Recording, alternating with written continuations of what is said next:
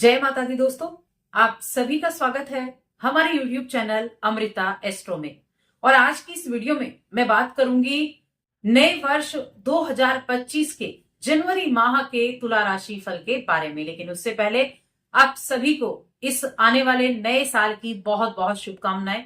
माता रानी आपकी हर इच्छा को इस वर्ष में पूरा करे।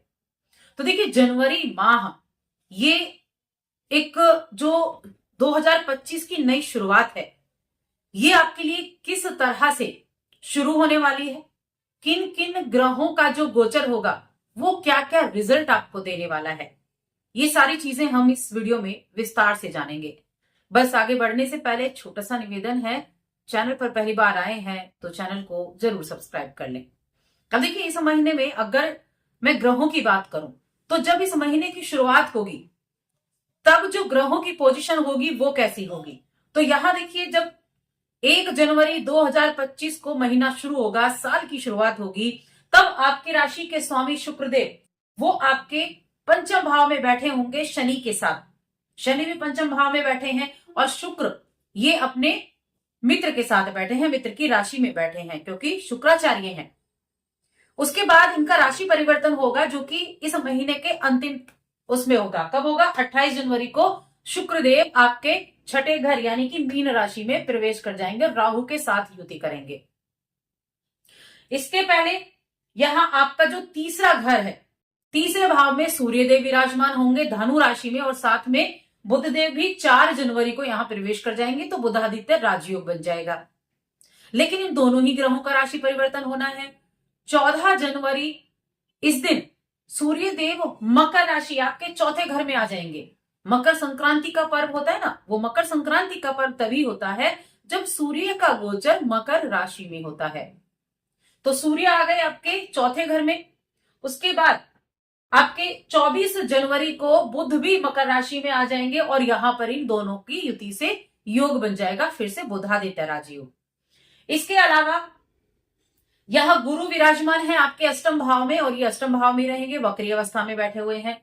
मंगल आपके 10वें घर में बैठे हैं वक्री अवस्था में और नीच के होकर।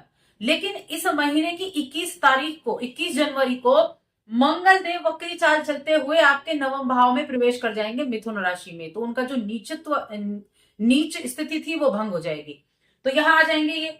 और केतु ये आपके 12वें घर में बैठे हैं, जो 12वें घर में ही विराजमान भी रहने वाले हैं। तो ये ग्रहों की स्थिति है जो गोचर करेंगे, राशि परिवर्तित करेंगे और आपके रिजल्ट जो है उनमें भी परिवर्तन देखने को मिलेगा। अब किस तरह के रिजल्ट मिलेंगे? तो यहां सबसे पहले मैं करियर की बात करूंगी कि आपका करियर कैसा रहेगा। तो देखिए, करियर का घर होता है ये, करियर का हाउस है ये, जहां पर मंगल बैठे हैं 21 तारीख तक। और इस भाव के स्वामी कौन है? चंद्रमा। और चंद्रमा के नक्षत्र में गुरु बृहस्पति विराजमान है जो कि आपके अष्टम में बैठे हैं। सबसे पहली चीज तो कि यहाँ आपके करियर की लिए स्थितियां अच्छी होने वाली है सूर्य का गोचर जब यहां हो जाएगा, क्योंकि सूर्य का गोचर जब यहां होगा तब आपके कामकाज में तेजी देखने को मिलेगी और यहां से मंगल का भी परिवर्तन हो जाएगा।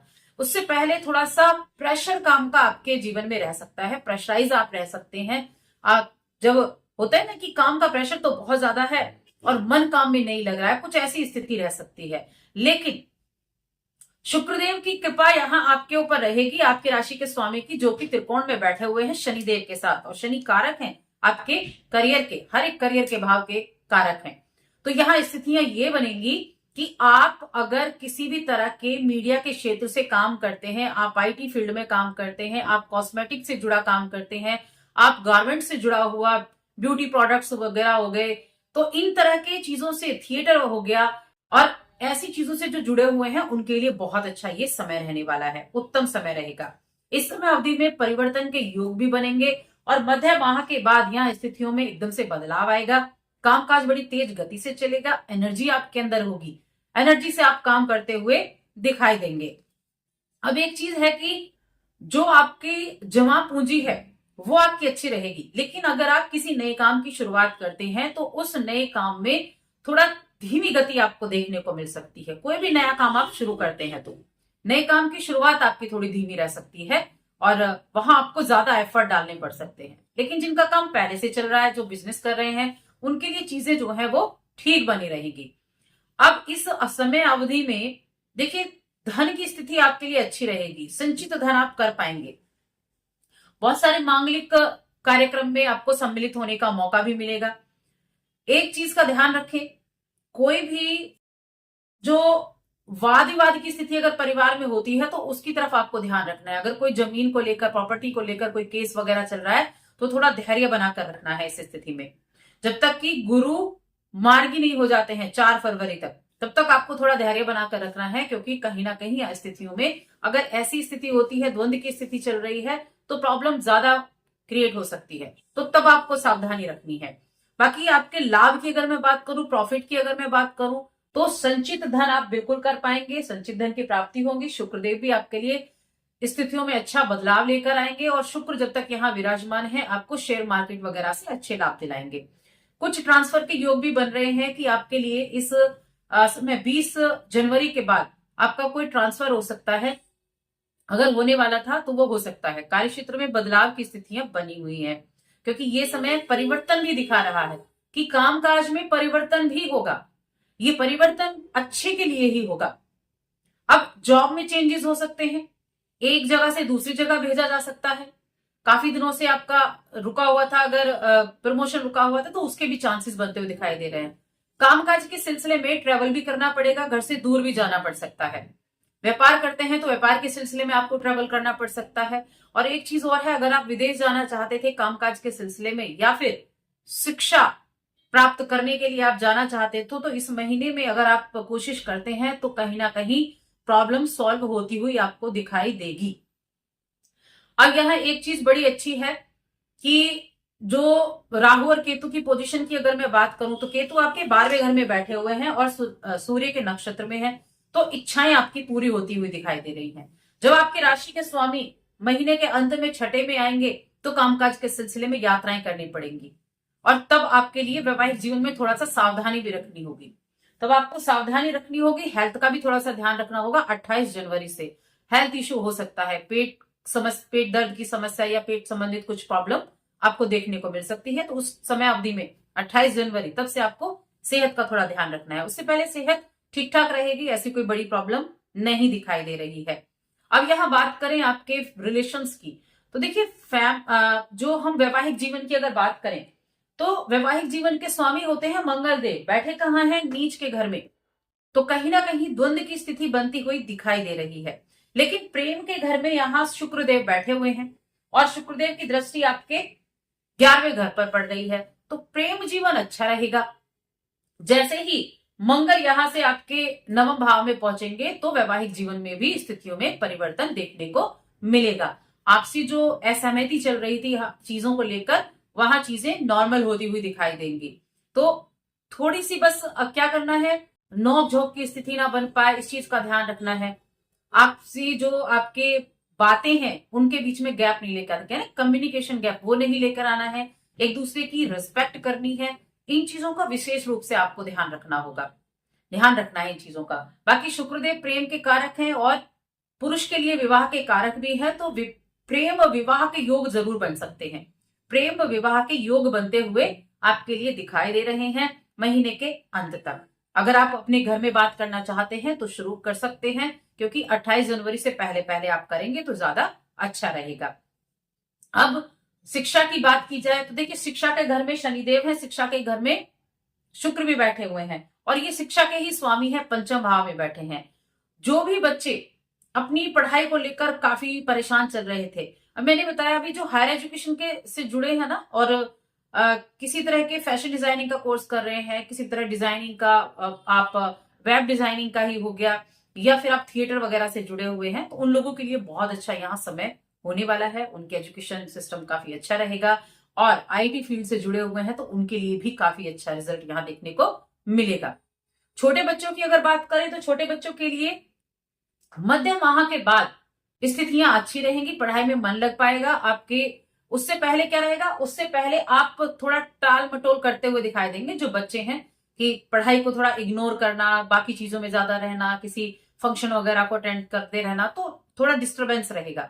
लेकिन 14 जनवरी के बाद ये बदल जाएगा, बच्चे अपनी पढ़ाई पर फोकस कर पाएंगे, अपनी पढ़ाई को महत्व देंगे, अपनी एग्जाम की प्रिपरेशन कर पाएंगे, तो वो 14 जनवरी के बाद स्थितियां बनती हुई दिखाई दे रही हैं। जमीन, जायदाद, मकान, वाहन, इन चीजों का क्या? तो सूर्य का गोचर जब 14 तारीख को होगा, मकर संक्रांति का पर्व है वो, और मकर संक्रांति का पर्व भगवान सूर्य देव को समर्पित होता है। सूर्य देव की आराधना करना, जप करना, मंत्रों का जाप करना, दान करना सबसे महत्वपूर्ण होता है। गुड़ का दान, तिल का दान, इन चीजों को करें। और उस तब से ही यहां जैसे ही सूर्यदेव का गोचर आपके 10th में होगा, कि उनकी शत्रु राशि है, लेकिन फिर भी शत्रु राशि में प्रवेश करेंगे सूर्यदेव। शनि की राशि है ना, शत्रु राशि है, बेटे की राशि है। तो यहां इनका आना, जिन लोगों के वाहन आप खरीदना चाहते थे, वाहन आप बेचना चाहते थे, तो बुध के गोचर के बाद स्थितियों में ज्यादा परिवर्तन देखने को मिलेगा। कब? 24 जनवरी से बाद में आपके लिए वाहन खरीदारी का योग बनता हुआ दिखाई देगा। कोई बिजनेस स्टार्ट करना चाहते हैं, उसके लिए भी योग बनता हुआ दिखाई देगा। नए बिजनेस को शुरुआत करनी है, और साथ में वाहन खरीदारी का योग भी। मकान वगैरह आप अपना खरीदना चाहते हैं, तो उसके लिए 4 फरवरी के बाद ही उत्तम आपके लिए जो अवधि है वो रहेगी। उससे पहले किसी तरह का बड़ा लेन देन आप ना करें तो ज्यादा अच्छा रहेगा। अब और ओवरऑल सारी चीजों की हमने बात कर ली है। आपके विदेश जाने वालों के लिए भी हमने बात कर ली है। विदेश जाने के योग आपके लिए अच्छे बनते हुए दिखाई दे रहे हैं। व्यापार और नौकरी, इन दोनों में से बेहतर कौन सा रहेगा? तो देखिए, जॉब करने वाले लोगों के लिए भी और व्यापार करने वाले, व्यापार के लिए स्थितियां बहुत अच्छी बनी हुई हैं। जॉब करने वालों के लिए, जिनको प्रमोशन, जिनको कहीं आपका परिवर्तन होना था, आपका ट्रांसफर होना था, उनके लिए काफी अच्छा है। ट्रांसफर के योग बन रहे हैं, तो आपके लिए ये खुशी मनाने का समय भी रहने वाला है। उपाय की बात करते हैं। देखिए, कुछ मैंने पर्व भी लिखे हैं। 10 जनवरी को पौष मास की एकादशी तिथि है, जिसको पुत्रदा एकादशी कहते हैं, बड़ा ही उत्तम दिन है। 13 जनवरी को पूर्णिमा तिथि है।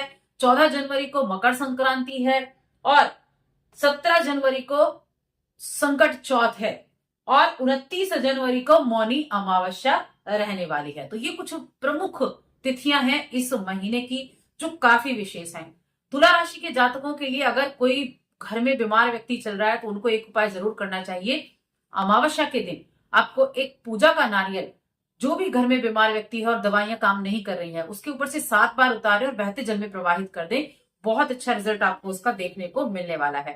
बाकी मकर संक्रांति के दिन गुड़ और तिल, इनका दान करें। कुछ गर्म चीजें दान कर सकते हैं, गर्म कपड़े जैसे कंबल वगैरह हो गया, उसका दान कर सकते हैं। बहुत उत्तम उसके रिजल्ट आपको देखने को मिलने वाले हैं। तो बस आज की इस वीडियो में इतना ही। वीडियो कैसी लगी कमेंट करके बताएं। चैनल पर पहली बार आए हैं तो सब्सक्राइब करके जाएं। जय माता दी।